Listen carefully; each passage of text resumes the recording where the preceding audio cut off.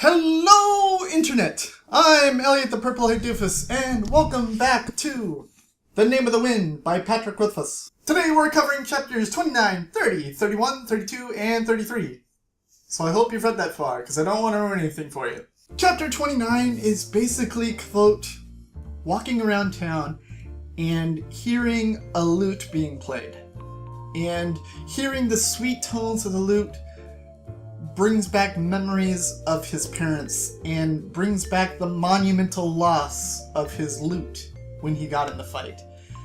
And deciding right then and right there that this town was no longer for him, that he could no longer bear walking around this town. Unfortunately, getting out of this town is not cheap, so he has to do whatever he can to collect the funds to get out of town. And what he does is he takes the book that Ben had given him with the inscription inside, urging him to go to university. And he goes to a pawn shop and he sells the book for the money that he needs to get out of town. Before he leaves town, he knows it's going to be a long journey ahead of him. So he wants to get as much civilized culture as he can before he heads out into the woods again.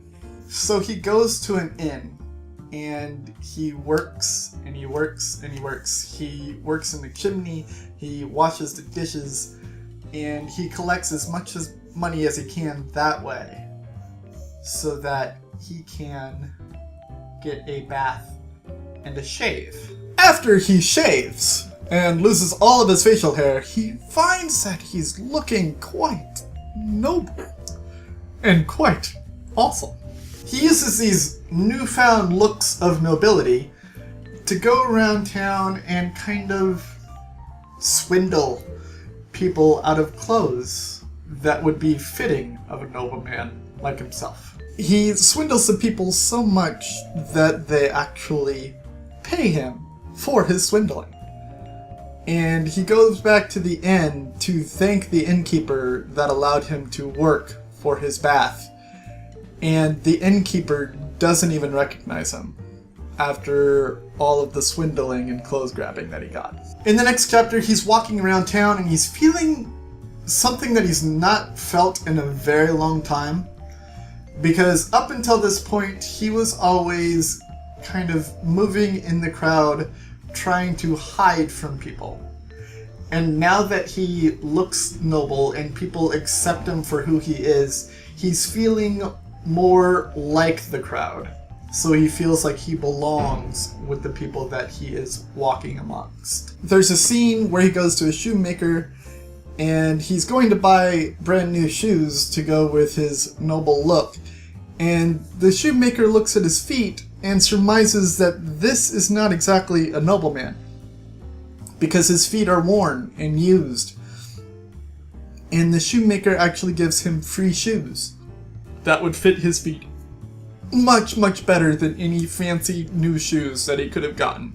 He then buys travel to university with his remaining money. And he also goes to visit Trappist, the man who had helped him in his times of need, who had given him the bandages and health requirements that he needed to survive living the streets of Tarbian. At first he walks in and he doesn't think that Trappist is going to recognize him.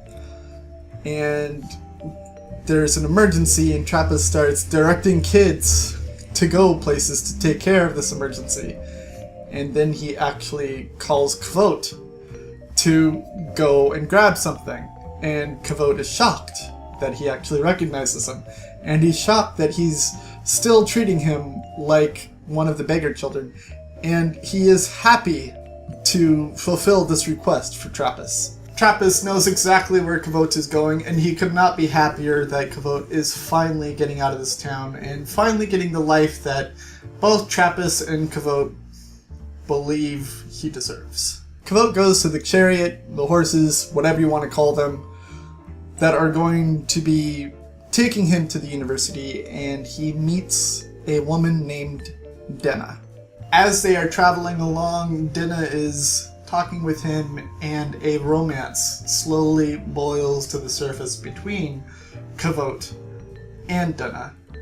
And he could not be happier about this beautiful relationship that is building between them. And that's pretty much where today's review ends. And now I have a question for you to answer down in the comments below. Since today's section was all about Kvothe reaching his snapping point when he heard the loot in town, I'm wondering what would be your snapping point where you would have to just dump everything and follow your dreams. Yesterday's question was, what story were you always banned from hearing or listening to that you always really wanted to? This one's a little difficult for me because my mom never actually really told me that I couldn't experience a story. My mom never said I couldn't read that book or I couldn't watch that show. She knew how important storytelling was to me and never barred me from experiencing it. There was one time I was probably 12, maybe 13 years old, and there had been a sex comedy playing on HBO at the time. It was called Exit to Eden, I believe. I never actually saw it, just because, you know. It had Dan Aykroyd and some lady, and they were infiltrating a... It was like a...